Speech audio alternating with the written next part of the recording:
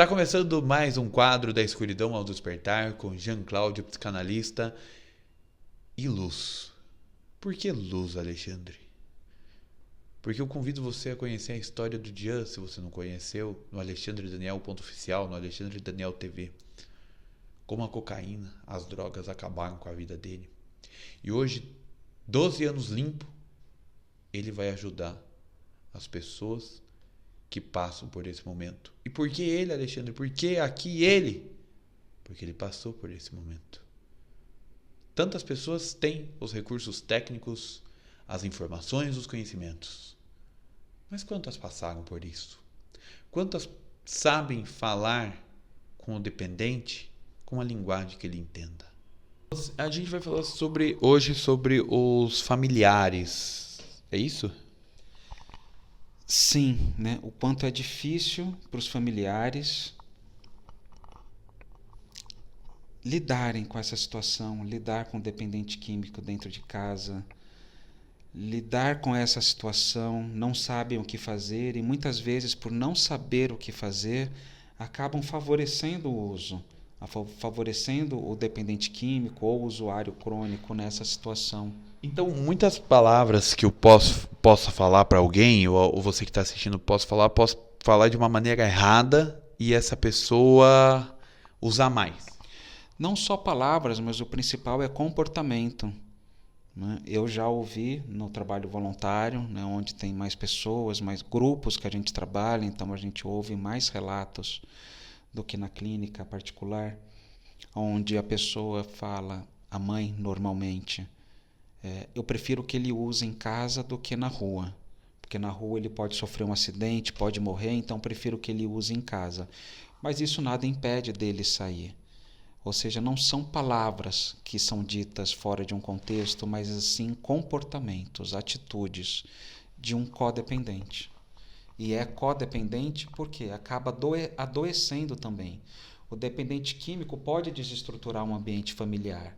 E a família adoece também. É daí que vem esse termo, a codependência. Muitas famílias estão, por exemplo, a gente vê nas reportagens os dependentes químicos da Cracolândia, as famílias somem, os filhos, os netos somem, a família fica preocupada, vindo sempre para São Paulo para tentar achar esse dependente.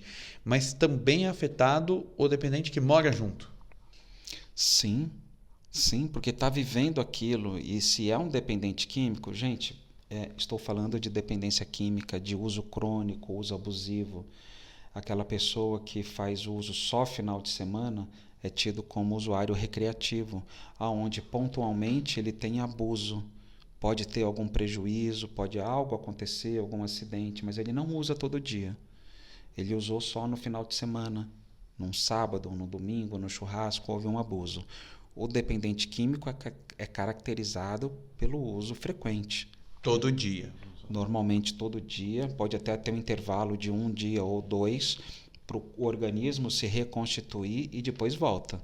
Volta consumindo mais num intervalo de tempo menor. Né? E isso é uma das características da dependência química. O que você diria para a família, para uma mãe, para um pai, para um tio, para uma rede de amigos, tá vendo que o amigo, tá vendo que a pessoa importante está ali usando muito, ou ela está abusando disso, ou se ferrando por causa disso? Como que as pessoas podem chegar e falar para esse dependente químico, dar uma luz para ele? Entender como está essa pessoa. Primeiro, essa pessoa está aberta à conversa, está aberta a entender que o que ela está fazendo está tendo prejuízo, porque a negação é muito comum, é muito frequente, né? Mesmo no usuário diário, o dependente químico mesmo, ele nega que tem um problema, ele acha que vai ter controle. Então, se a pessoa está fechada desse jeito, tem que conversar com calma, buscar conhecimento, mostrar que está tendo prejuízo. Se não, se a pessoa está tendo um comportamento mais aberto ao diálogo, ou até mesmo já percebe que está tendo algum prejuízo, é mais fácil de conversar e é mais fácil de direcionar para vários tipos de tratamento, né? Não é um só. Que conhecimento a familiar, os amigos tem que ter nesse caso? Gente, o conhecimento tem que ir atrás, né? Tem que buscar. E aonde? Grupos, principalmente, tem grupos de ajuda, tem grupos de anônimos, dependendo da substância, NA, AA, grupos em instituições religiosas, centro espírita, o grupo da igreja, o grupo evangélico, praticamente toda instituição tem algum grupo assim que presta serviço. Fazendo uma pequena propaganda, uma pequena publicidade, qual é o seu grupo? É o Grupo Espírita Manuel Bento. É o E onde fica? É o GEMB, aqui em Santana, na rua Alfredo Pujol, número 91. Eu consigo ter orientações com você. Nós temos grupos, nós temos tratamento espiritual. Gente, tratamento espiritual não tem doutrinação, não precisa acreditar no espiritismo, não precisa ser espírita. É um tratamento espiritual que é uma palestra de um tema da Bíblia, um tema cristão, contemporâneo, na atualidade. Uma semana sim, uma semana não. Depois tem um tema da saúde mental, onde eu dou lá palestra também. Tem o passe, que é imposição de mãos, não tem, ninguém vê espírito, não tem fantasma, não tem nada. E depois nós temos grupos. Depois da palestra, depois do passe, nós temos grupo de terapia aberta, grupo de familiares e grupo de dependentes, grupos separados. É um grupo de terapia aberta onde a gente pode conversar com iguais, outras pessoas que têm o mesmo problema que você, de trocar ideia, de trocar experiência, de perceber no outro o que eu estou passando e como eles estão lidando com isso. Aí eu consigo ter conhecimento, ter aprendizado. Jean, muitas famílias, muitos pais estão vendo os filhos saírem, indo para balada no final de semana, usando algumas coisas, sabem que usam ou às vezes não sabem que usam. O que você pode falar para esses pais? O que eles podem fazer para, vamos falar, evitar que os filhos usem ou não entrem nesse mau caminho? Conversa. Como é que está a qualidade da conversa, da tua conversa em casa? Tem conversado com teus filhos? Ou você tem conversado com os teus pais? Tem que melhorar por aí. É a base, conversa, diálogo. E todo jovem, todos nós, né? Eu estou com 50, já fui jovem, você mais velho, mais novo, também já foi jovem, foram outras épocas, hoje está muito intenso, né? Mas na nossa época também a gente gostava de sair, de curtir, beber um pouco, um lança-perfume, já tinha maconha naquela época, não tinha tanta abertura para as outras drogas sintéticas como tem hoje, mas a gente sempre teve curiosidade, a gente foi atrás e o nosso libido fala alto, fala forte. Então, hoje nós temos experiência, temos uma bagagem de vida para lidar com isso. O jovem ainda não. Apesar de ele pensar que sabe lidar com tudo, do mesmo jeito que nós sabíamos, né? Sabíamos de tudo quando tínhamos 17 a 18 anos, eles também têm essa percepção.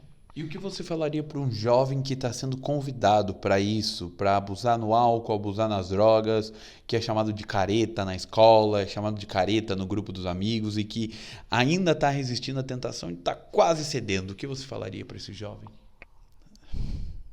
Como eu queria ser careta. Como eu queria ter passado ileso de tudo que eu passei. Passei e hoje me dá a bagagem de estar aqui conversando, orientando, instruindo.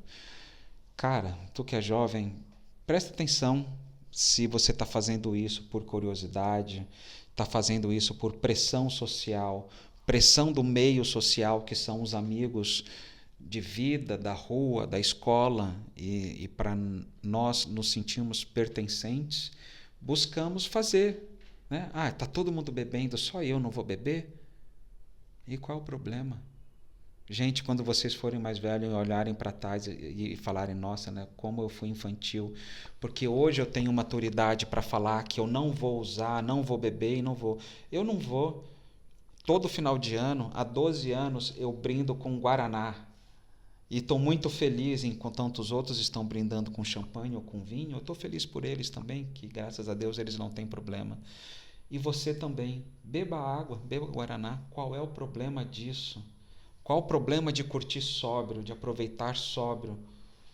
Quer ter experiências, quer experimentar? Ok. Faça.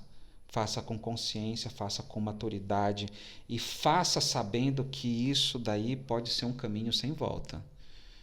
Então, quando chegar lá do outro lado e falar, eu não sabia. Sabia sim, porque você ouviu a minha entrevista, ouviu a nossa entrevista e agora está sabendo que pode ser um caminho sem volta.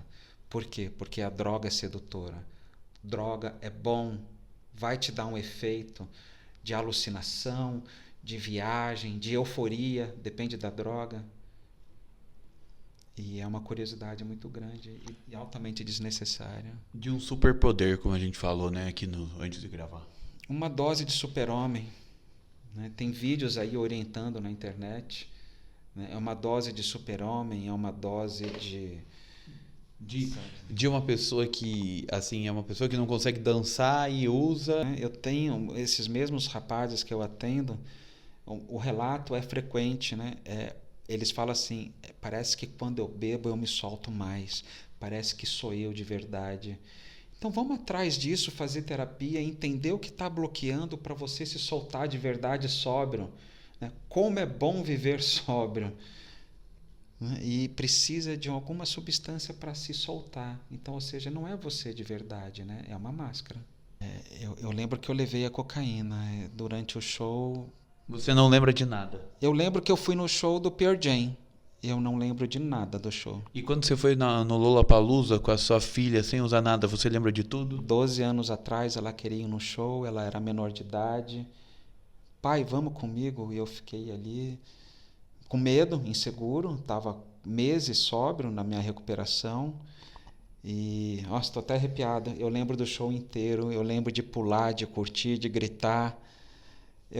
Meu primeiro show sóbrio da minha vida. Esse foi o quadro da escuridão ao despertar. Desperte você também. Tire as suas máscaras. Aproveite a sua vida. Como o Jean está aproveitando a dele.